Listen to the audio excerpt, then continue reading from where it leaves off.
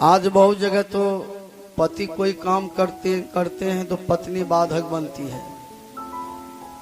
हमारा गांव में एक आदमी एक ठाकुर का दूगो बाँह दे दिल, पत्नी जे जंगनी गले हो बाबू ओकरा भोटी रगड़ी दिल कितना बढ़िया राजा हरिश्चंद्र और बनल छे लौवा दूगो बाँह दे दिल गेले 250 टका दिलक एकरा नीमू हो के ने ठकी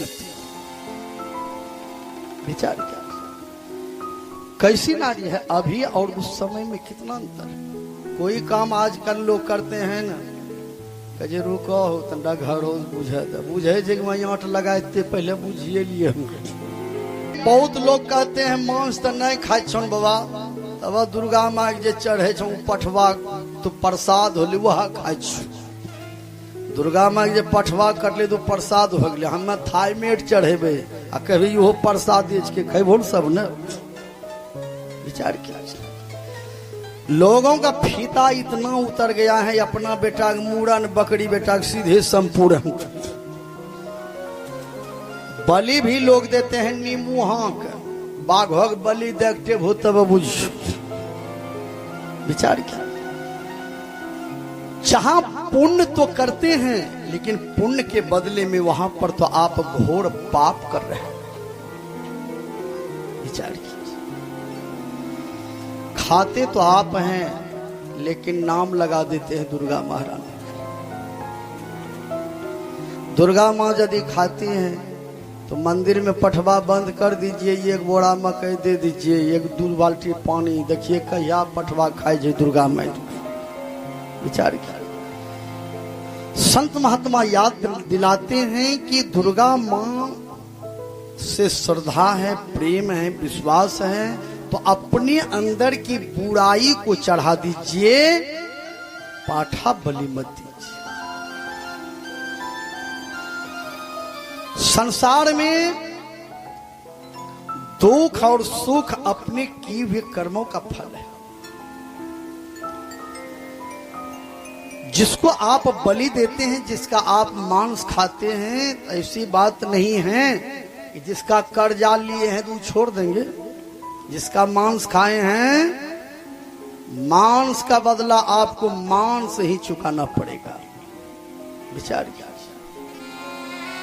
इसलिए मनुष्य को दयावान होना चाहिए। रामचरितमानस में धर्म को 4 चरण है, सत्य, दान, दया, पवित्रता। सिर्फ मंदिर को पवित्र नहीं रखी। मंदिर लोग जाते हैं नहाय ले छे बढ़िया से तब ढेका कस्सी के जाए छे मंदिर के बोढ़े छे, नीपे छे, अगरबत्ती फूल चढ़वे छे, वही ठाक तंटा धूमनो गई टिक्का ले छे। मंदिर को तो पवित्र रखते हैं, मंदिर में अगरबत्ती जलाते हैं, लेकिन जिस मंदिर में आप रहते हैं गांजा का धुइयां मारते हैं, केला पकाइएगा भीतर में, क्या कीजिएगा धुइयां देकर। विचार किया। उस मंदिर में जल चढ़ा देते हैं, अपने मंदिर में दारू चढ़ाते हैं। विचार कीजिए कितना सुंदर आपका ये शरीर रूपी मंदिर है। इस मंदिर में परमात्मा का भजन कीजिए। वचन कर्म मन मोड़ी गति भजनु करी निष्काम तिन्हीं के हृदय कमल महु सदा करू विश्राम। हरे राम हरे राम राम राम हरे हरे, हरे कृष्ण कृष्ण कृष्ण हरे हरे।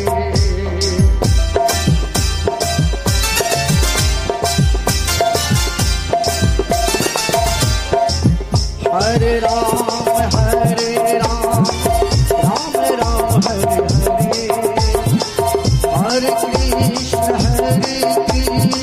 कृष्ण कृष्ण हरे हरे।